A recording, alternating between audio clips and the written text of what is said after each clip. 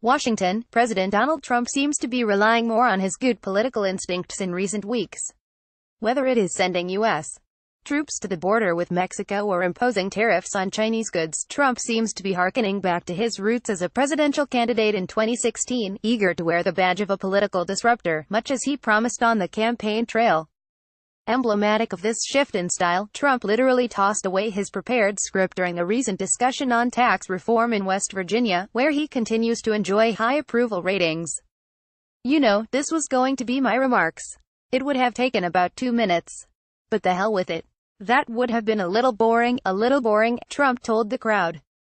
Cheered by his base, the audience seemed to delight in Trump's decision to go off script, and it stands out as a symbolic moment that seems to frame the Trump presidency. After sifting through a long list of advisors, Trump seems more eager to return to his roots as a freewheeling candidate eager to please his hardcore base of supporters.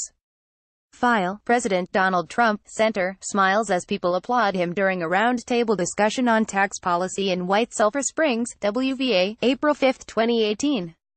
Trump's decision to go after China on trade is a classic example of his desire to follow through on a campaign promise popular with much of his base. For many years, no president wanted to go against China economically, and we are going to do it, Trump told the crowd in West Virginia. Trump kept up his barrage Monday on Twitter, referring to stupid trade with China. Worried about retaliation, but as China responds with trade actions of its own, some American farmers are getting nervous about where all of this might lead. We are looking forward to more profits this year than last year because of the tax cut.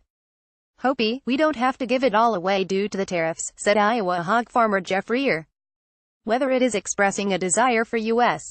troops to be pulled out of Syria or using them to beef up the Mexican border to stop illegal immigration, Trump appears to be listening more to his good political instincts.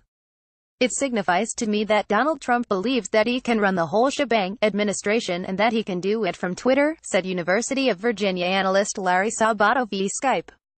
And that includes whether it is declaring new policy or arranging for the firing of a Secretary of State or any number of other things. Echoes of the campaign. Others see the latest shift as a natural evolution of the man who made bold promises on the campaign trail, especially his vow to be a political disruptor. He was a strong outsider, so I think you could argue he had to find his way. Look, I think the president is always going to be this way to some extent, said John Fortier of the Bipartisan Policy Center in Washington. Watch, Trump Unscripted. Trump prefers to visit friendly states with lots of supporters, such as West Virginia, where his disruptive nature continues to play well. He doesn't seem tremendously interested in broadening his base for the most part, said Michael Barone of the American Enterprise Institute. He seems interested in pursuing policies, in rough form at least, that he advocated. Democrats plan a reckoning, but opposition Democrats have a different take on Trump's reliance on his good political instincts. Ken Good of the Center for American Progress said the president's actions are helping to motivate Democrats, and that could lead to a political reckoning for Trump and his fellow Republicans in the congressional midterm elections in November. It seems as if Donald Trump is energizing Democrats like we haven't seen in a very long time. And as a result of that, they are turning out in much higher numbers up and down the federal, state and local level. House Speaker Paul Ryan insists Republicans can limit the damage in November by emphasizing the Trump tax cuts. We need to execute, we need to get our message, and we need to make sure that our candidates are not massively outraced and outspent on TV, Ryan said. Like many Republicans, Ryan will be keeping a close eye on Trump's public approval rating as the months tick down to the midterms.